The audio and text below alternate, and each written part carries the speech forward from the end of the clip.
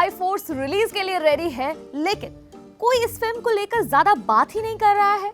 लगता है अक्षय कुमार का नाम सुनकर अब ऑडियंस के रिएक्शन में वो पहले जैसा एक्साइटमेंट नहीं रहा।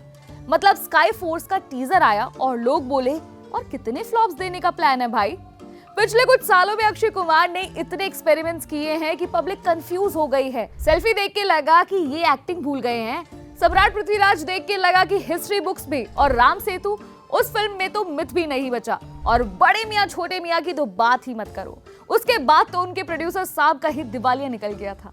इतनी फ्लॉप्स के बाद भले ही अक्षय कुमार को फिल्मों की कमी ना हुई हो, लेकिन पब्लिक का इंटरेस्ट अब धीरे धीरे कम सा होने लगा है।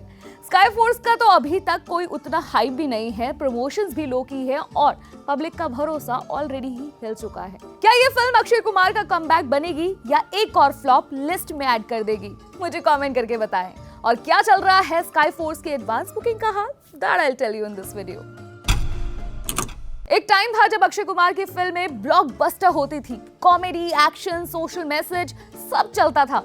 लेकिन अब लगता है कि पब्लिक बोल रही है, भाई थोड़ा कंटेंट पर भी ध्यान दे दो। सिर्फ हर महीने एक फिल्म रिलीज करने का प्लान कब तक चलेगा? अगर पिछले कुछ सालों की बात करूं तो कोविड के बाद 2021 से अब तक उनकी अराउंड 13 फिल्में थिएटर्स में रिलीज हुई हैं, जिसमें से 11 फ्लॉप्स हैं और सिर्फ 2 ही हिट हैं। 2021 में आई थी बेल बॉटम, जिसने 26.50 करोड़ का कलेक्शन किया और एक फ्लॉप रही। सेम ईयर सूर्यवंशी भी आई थी, 195 करोड़ का कलेक्शन किया और हिट रही। बाद में आई बच्चन पांडे, 50 करोड़ का कलेक्शन किया लेकिन फ्लॉप रही।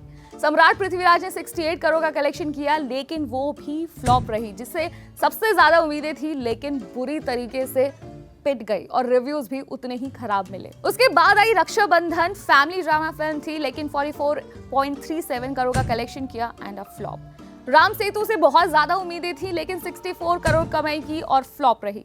सेल्फी, जो कि एक रीमेक थी, उसका भी बंटाधार हो गया और किसी ने उस फिल्म को पसंद नहीं किया, अगेन फ्लॉप। उसके बाद में आई OMG 2, हिट रही फिल्म, 150 करोड़ की कमाई की, लेकिन अकेले अक्षय कुमार की फिल्म थी या अकेले अक्षय कुमार की वजह से फिल्म हिट हो गई हो, ये तो नहीं कहा जा सकता। उसके बाद आई मिशन रानीगंज, 31 करोड़ का कमाई किया लेकिन फ्लॉप रही।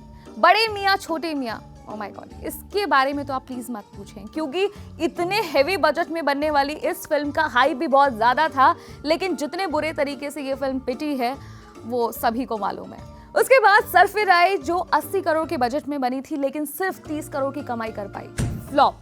उसके बाद खेल खेल में, जो कि 100 करोड़ के बजट में बनी थी लेकिन 57 करोड़ ही कमा पाई, फ्लॉप। उसके बाद अभी रिसेंट रिलीज हुई है सिंघम अगेन, रोहित शेट्टी की ये मल्टी स्टारर फिल्म, अकेले अक्षय कुमार की नहीं थी लेकिन 375 करोड़ के बजट में बनी फिल्म ने 389 करोड़ का कलेक्शन किया है।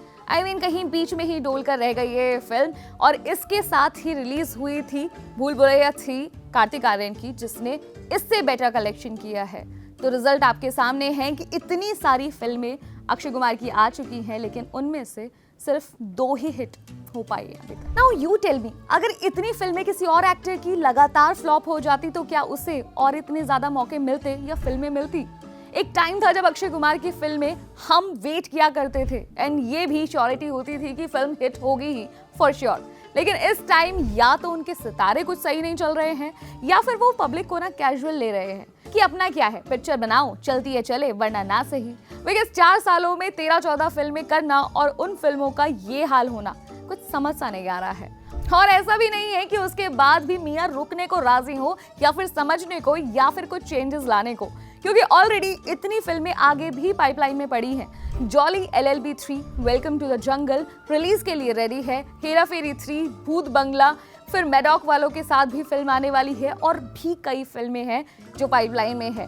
तो ये सब देख के तो यही लगता है कि फिल्में तो आ रही हैं, पर अक्षय कुमार जिसको पब्लिक पसंद करती थी वो कब वापस आएंगे? कब होगा अक्षय कुमार का कमबैक? सोचिए इस सवाल को, और अगर कोई जवाब आपके दिमाग में आ रहा है तो कमेंट सेक्शन में जरूर बताएं। एंड यस, बाकी मैं आपसे मिलती हूँ अगले वीडियो में। And you do not forget to like and share this video. I will see you in the next video. आप देखते रहिए स्विच।